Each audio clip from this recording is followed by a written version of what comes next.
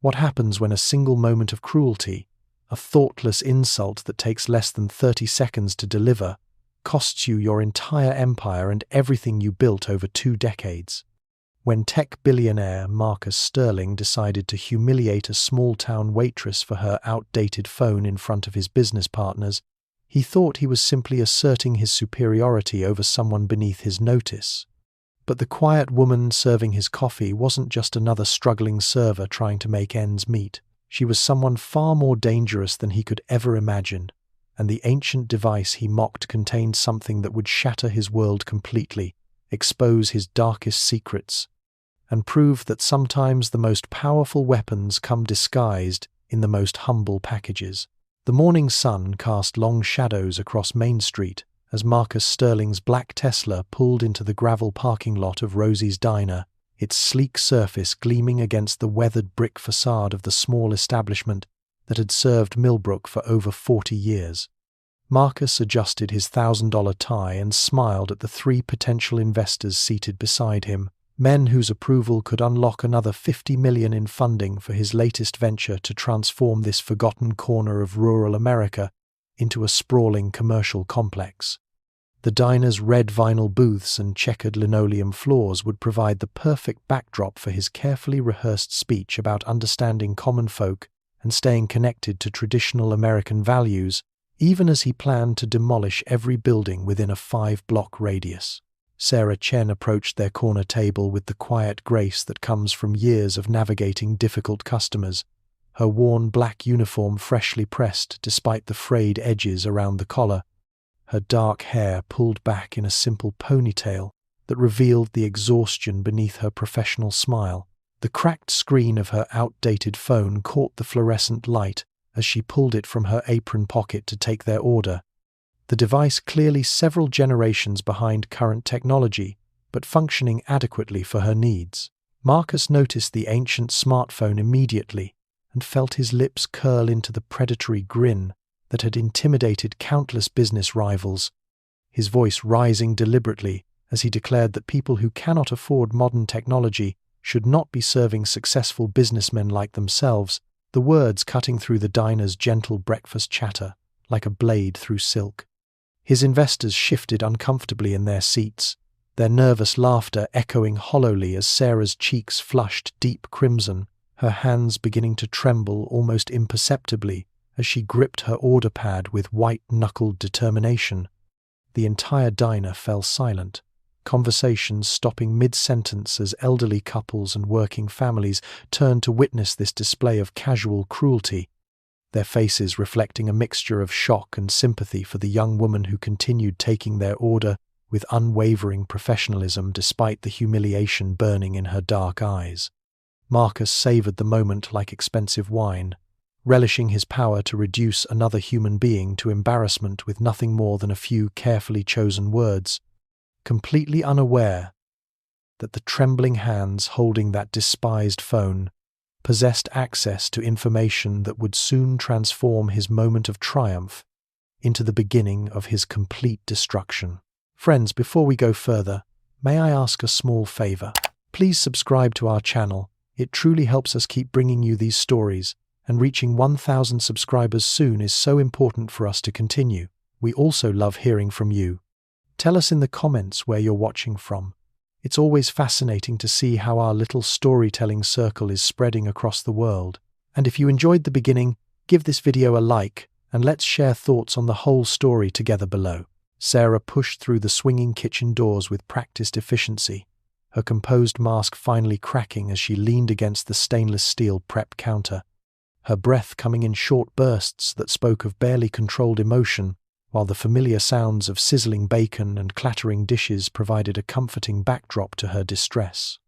Rosa Martinez, the diner's manager for 15 years, immediately noticed the tremor in her best waitress's hands and moved closer with the maternal instinct that had guided her through countless restaurant crises, her weathered face softening with concern as she gently asked what had happened to upset the young woman who never complained despite working harder than anyone else on staff. Through halting whispers, Sarah revealed the humiliation she had just endured, prompting Rosa to curse softly in Spanish before wrapping her in a fierce hug that smelled of coffee and kindness, reminding Sarah that cruel people like Marcus Sterling knew nothing about real struggle or the dignity found in honest work that supported beloved family members through impossible circumstances. Their conversation unveiled the full scope of Sarah's daily battle against poverty, working breakfast shifts at the diner, evening shifts at the grocery store, and weekend catering jobs to pay for her grandmother's mounting medical bills and her own night school programming classes, all while maintaining perfect attendance and grades that her professors praised as exceptional despite her exhaustion. From the kitchen doorway, Sarah could hear Marcus's voice rising above the general dinner conversation as he outlined his plans to acquire the hardware store, the pharmacy, and eventually the entire downtown district, describing long-time residents as obstacles to progress who would need to relocate to make room for his vision of modernization, his words dripping with contempt for the community that had welcomed him. When Sarah returned to their table with the coffee pot, her professional smile firmly in place despite the lingering hurt in her eyes, Marcus decided to escalate his entertainment by loudly offering to purchase her a brand new smartphone worth $800, but only if she would delete his competitors' applications and spend her breaks promoting Sterling Industries products to other customers throughout the restaurant.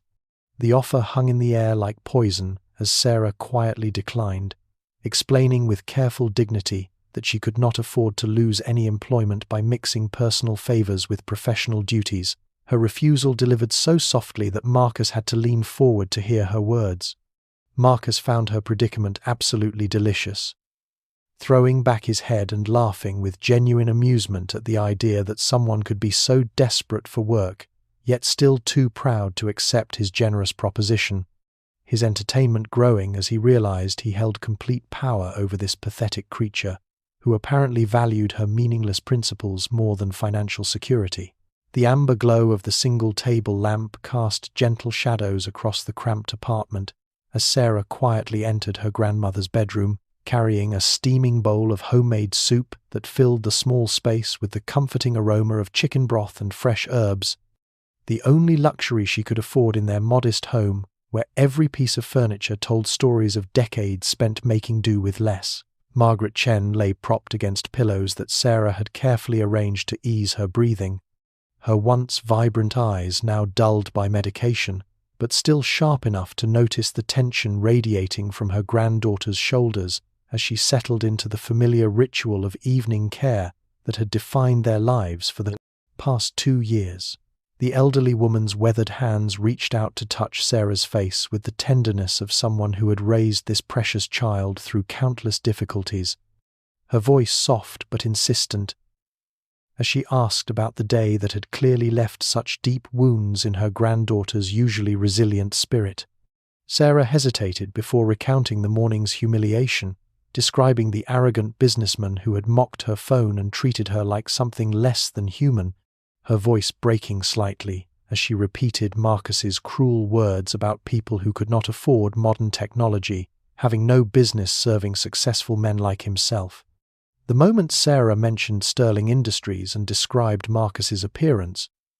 her grandmother's entire demeanor transformed with startling intensity, her back straightening against the pillows as she fired rapid questions about his height, his age, the color of his hair, and whether he bore any resemblance to photographs she might have seen decades earlier. When Sarah pulled out her cracked phone and showed her grandmother the picture she had secretly taken of Marcus's business card while clearing his table, the elderly woman's face went completely white, her hands trembling as she stared at the image with recognition that seemed to span generations and carry the weight of buried secrets. Margaret's voice became urgent as she asked Sarah to retrieve a specific shoebox from the back corner of the bedroom closet, the one wrapped in faded blue ribbon that Sarah had always assumed contained old photographs and sentimental mementos from her grandmother's younger days. With hands that shook from more than just illness, Margaret opened the box to reveal not memories but meticulously organized documents, manila folders labeled with dates and company names, and dozens of photographs that chronicled 40 years of dedicated service as secretary to some of the most powerful men in the region. Her voice dropped to a whisper as she explained that she had worked for Sterling Industries during the era of Marcus's father, witnessing conversations and recording meetings that revealed the true cost of their family's wealth, secrets she had carefully preserved through decades of silence, while waiting for the right moment to ensure justice would finally be served. The shoebox opened like a treasure chest, revealing decades of carefully preserved secrets, its contents organized with the meticulous precision of someone who understood that truth required documentation and patience.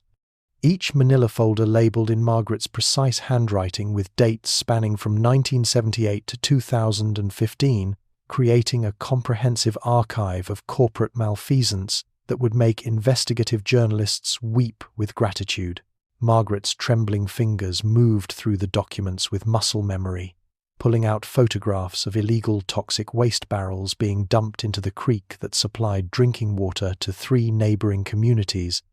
worker safety reports that had been falsified to hide dangerous chemical exposures, and payment receipts showing bribes to local officials who turned blind eyes to environmental violations that poisoned the very ground beneath their feet.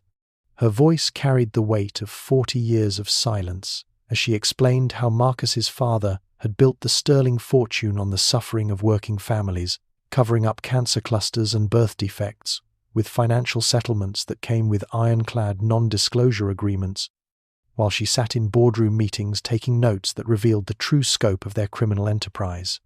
The evidence showed how Marcus had inherited more than just wealth from his father, expanding the family business model to include digital surveillance of whistleblowers, sophisticated legal intimidation tactics,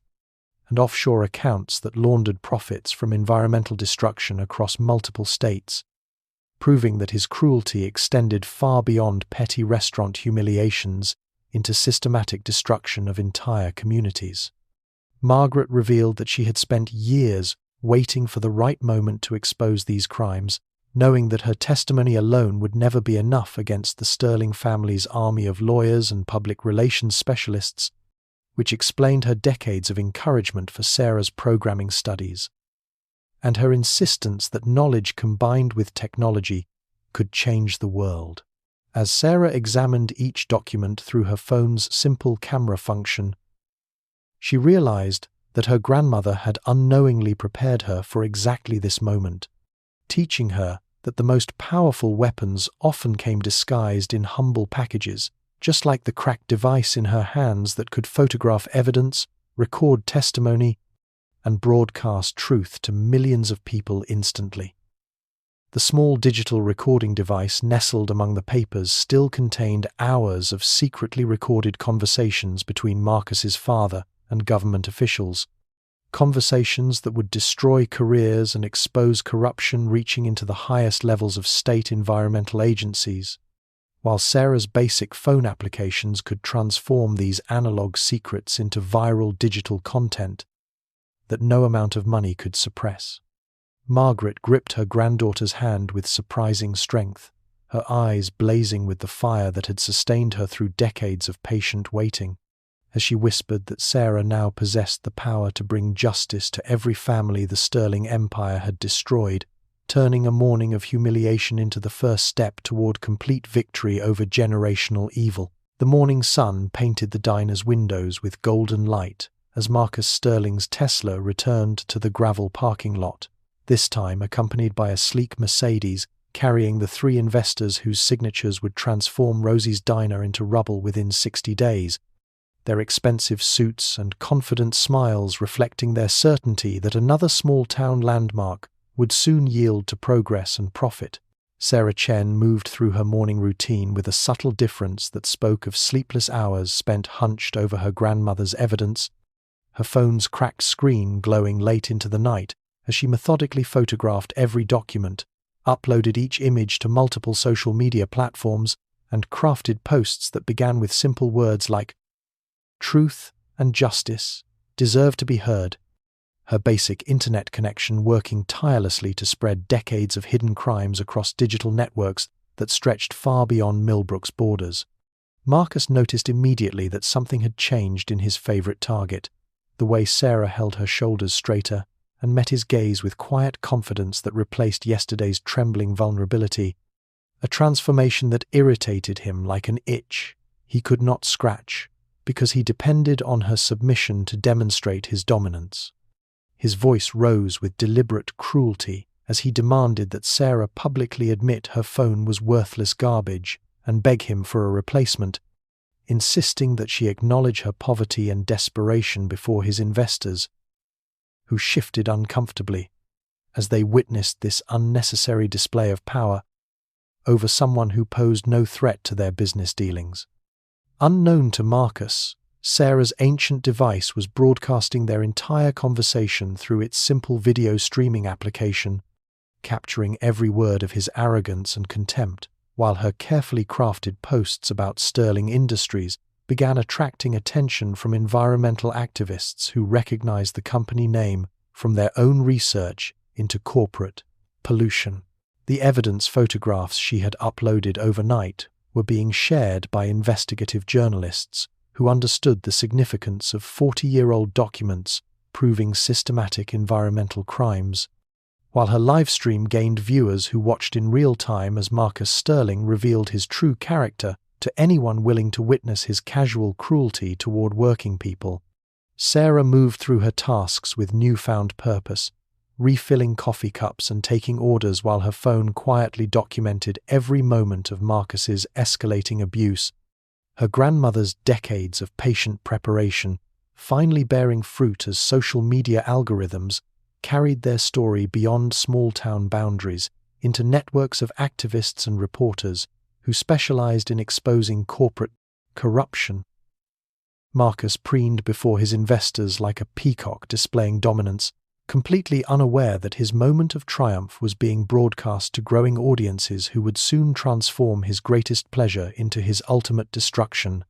his voice growing louder and more vicious as he savored what he believed was total control over the pathetic waitress who dared to serve him with dignity instead of groveling fear. The diner's fluorescent lights hummed overhead like angry wasps as Marcus Sterling's patience finally snapped, his manicured hand shooting across the table to snatch Sarah's cracked phone from her apron pocket with the vicious speed of a striking predator,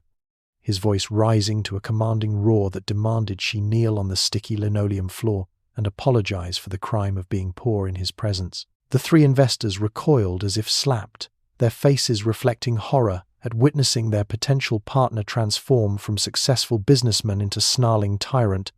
with the eldest among them actually reaching out to grab Marcus's wrist while stammering that this behavior was completely inappropriate and unnecessary for their business meeting. During the physical struggle over the phone, Marcus's fumbling fingers accidentally triggered the livestream application that Sarah had prepared the night before,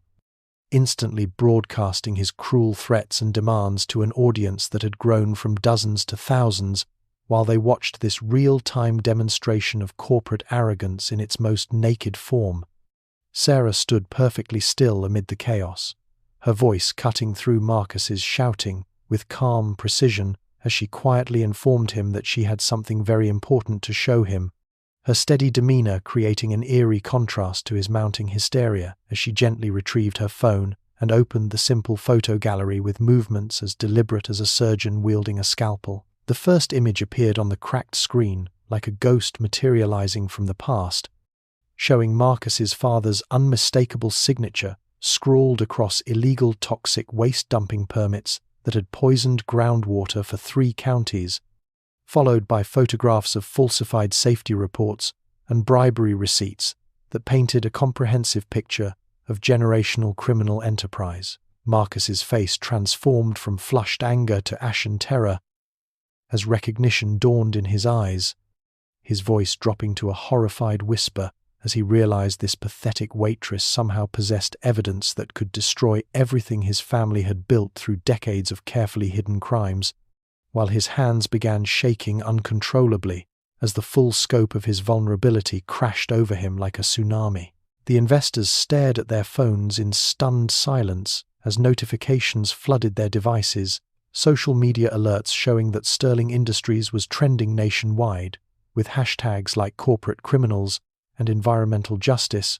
while local news stations began calling their offices, demanding immediate statements about the explosive allegations appearing live on every major platform. Sarah watched Marcus's world crumble in real time through her ancient phone's glowing screen, the device he had mocked now serving as the instrument of his complete destruction. While viewers across the country witnessed the moment when decades of corporate arrogance finally met its match, in the quiet dignity of someone who had patiently waited for justice to arrive through the most humble and unexpected channels. The digital avalanche began at 8:37 in the morning, when Sarah's evidence reached a tipping point across social media platforms,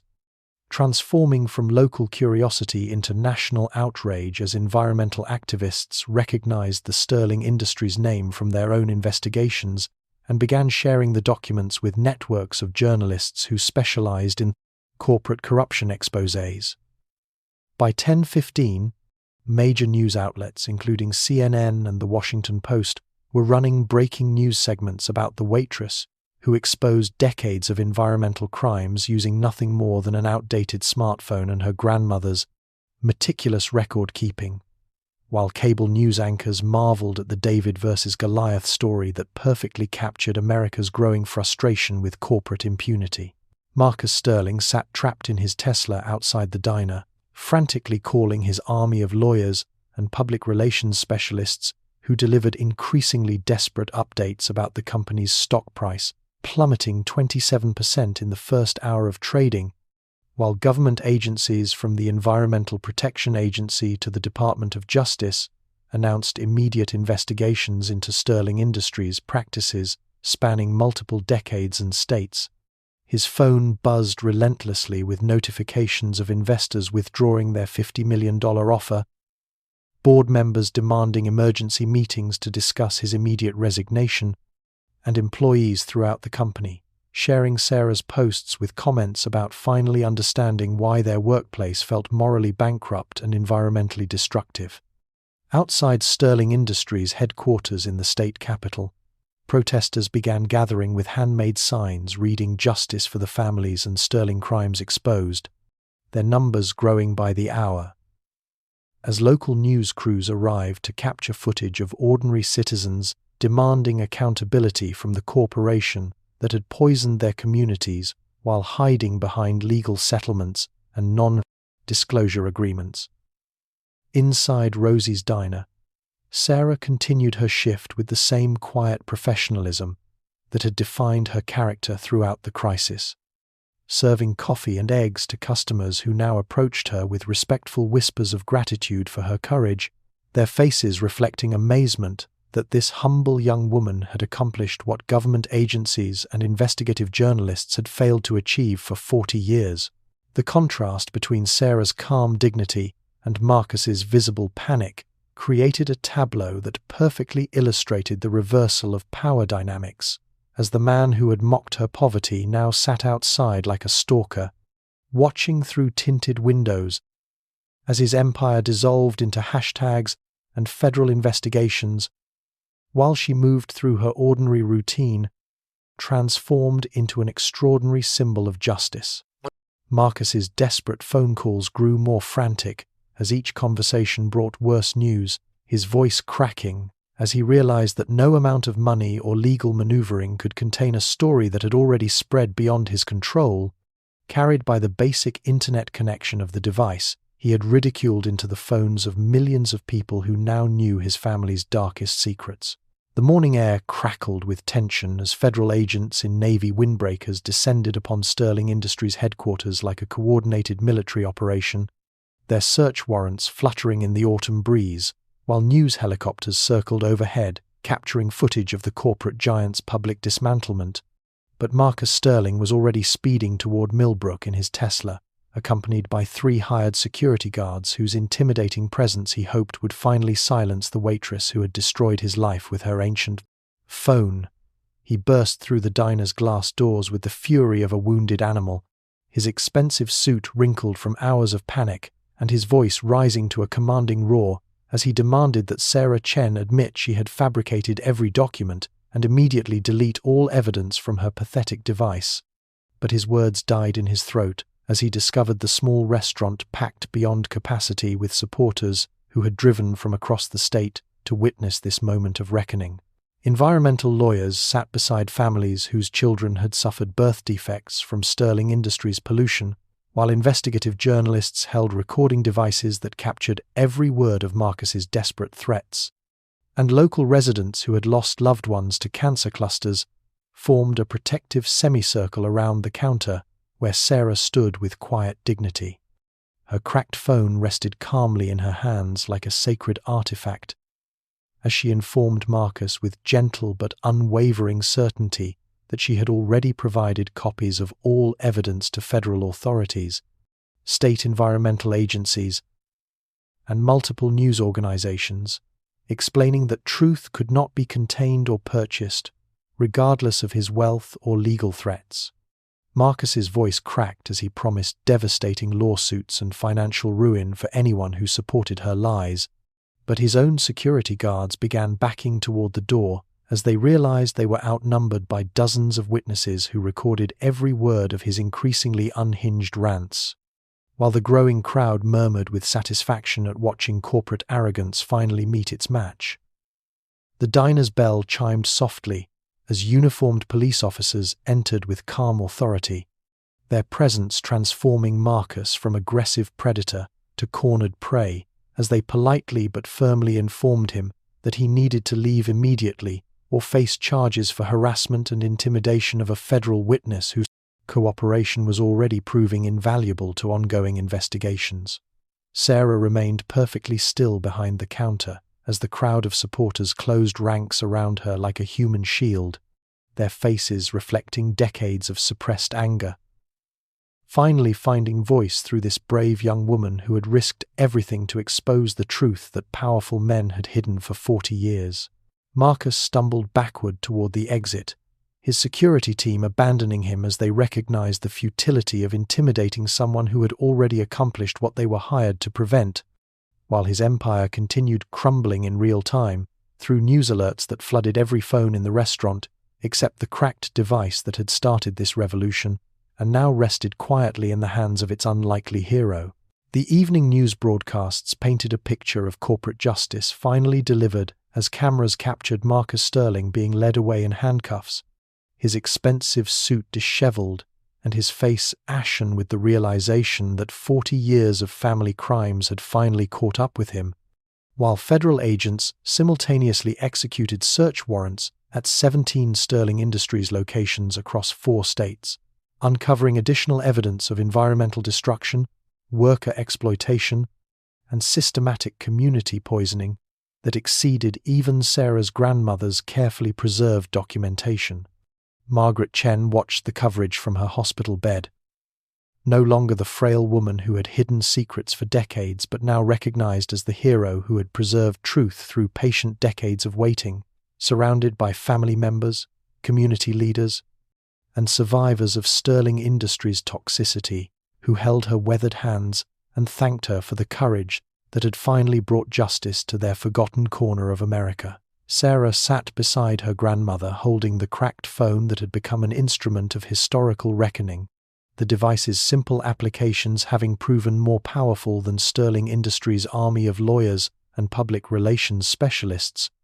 while news anchors marveled at how her programming skills had transformed analog evidence into viral digital content that reached millions of people faster than corporate damage control could respond. The story revealed that Sarah's night school education had provided exactly the technical knowledge needed to organize and present 40 years of evidence with devastating effectiveness. Her ability to compress files, optimize images, and utilize social media algorithms, turning her grandmother's patient record-keeping into an unstoppable digital avalanche that no amount of wealth could suppress or contain. Sterling Industries faced complete institutional collapse as federal agencies froze all corporate assets pending investigation. Bankruptcy proceedings began while criminal charges mounted against current and former executives, and environmental cleanup efforts launched in the dozen communities that had suffered decades of poisoning, while Marcus's family profited from their silence and suffering. Marcus Sterling lost everything that had defined his existence, including his freedom, as federal prosecutors announced multiple felony charges. His wealth as seized assets disappeared into victim compensation funds, and his reputation as news outlets chronicled the complete destruction of a corporate empire built on environmental crime and human cruelty, spanning 3 generations. Environmental cleanup trucks began rolling into communities that had waited 40 years for justice, their presence marking the beginning of restoration efforts funded by Sterling Industries' asset liquidation. While Sarah's story inspired countless other whistleblowers to come forward with evidence against corporations that had hidden behind legal settlements and non-disclosure agreements for too long. The hospital room filled with quiet celebration as Margaret Chen finally witnessed the vindication she had dreamed of through decades of patient waiting, her granddaughter's hand holding the humble phone that had transformed their morning of humiliation into a complete victory over generational evil, proving that truth combined with courage could topple even the most powerful institutions when ordinary people refused to accept injustice as inevitable. 6 months later, Sarah Chen walked across the stage at Millbrook Community College with the confident stride of someone who had discovered her true power,